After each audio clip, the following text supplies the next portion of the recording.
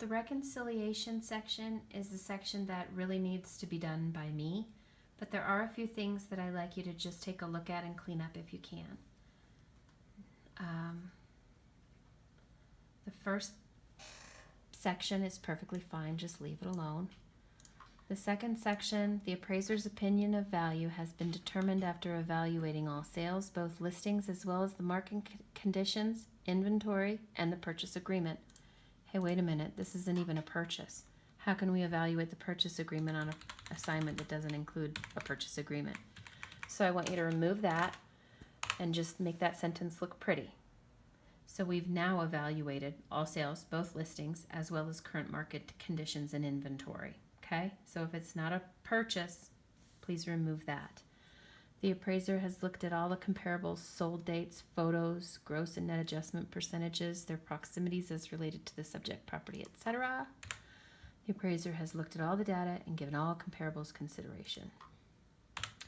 That's all I want you to do, is just align it, make it, if it's a purchase, fine. If it's not, remove that. Leave the rest for me to do. Extra additional comments. This is a good place for anything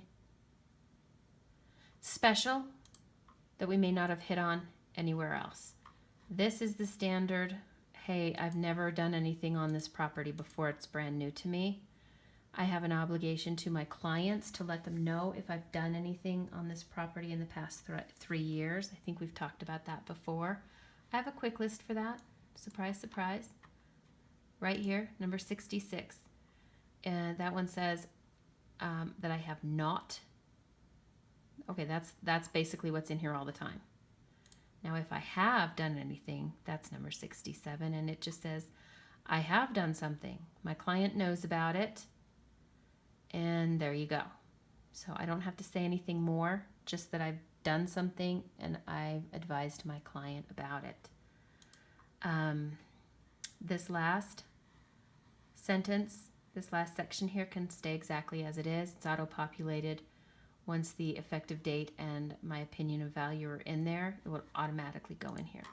A couple of things that might need to be added. If it's a Heather report, this blurb needs to go in there because she provided significant assistance, and if her name and that she provided significant assistance isn't in the report, when she goes to get licensed, she doesn't get credit and she might not have enough hours. Fee disclosure. It's a law now that if I'm doing an assignment for an appraisal management company, I have to put in my report somewhere what they're paying me to do that report. So this one is not for an AMC, but if it was, I would include this little guy right here, and I would add whatever it is that I'm getting paid, which I don't even know at this point what I'm getting paid. You can take a look at these things.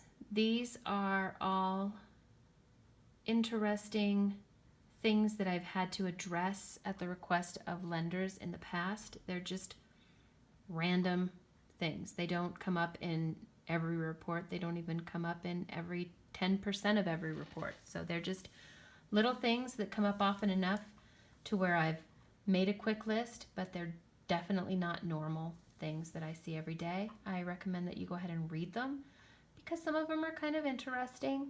Like this one, home base scope. We have an AMC, you know, home base. Whenever I do a job for them, they want this little blurb included up here in scope of work. Weird.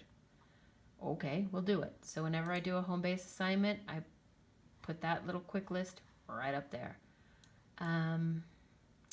Agriculture, but not a working farm. Okay, well, we can put that in here because that's something that we're dealing with, right? Let's see what it says. Well, the subject property, A1. Why don't we put that in property condition? We're going to go right up here. And it's just one of those things where the more information, the better. If I put it in here now, maybe the lender doesn't care, but maybe they do care. And if I hadn't put it in there, they'd have come right back and said, is this property a working farm? Why is it zoned A1 for ag? We've addressed it. We move on. There is nothing else I can think of that you need to be concerned with on this addendum. And if there is, we will address it at a different point.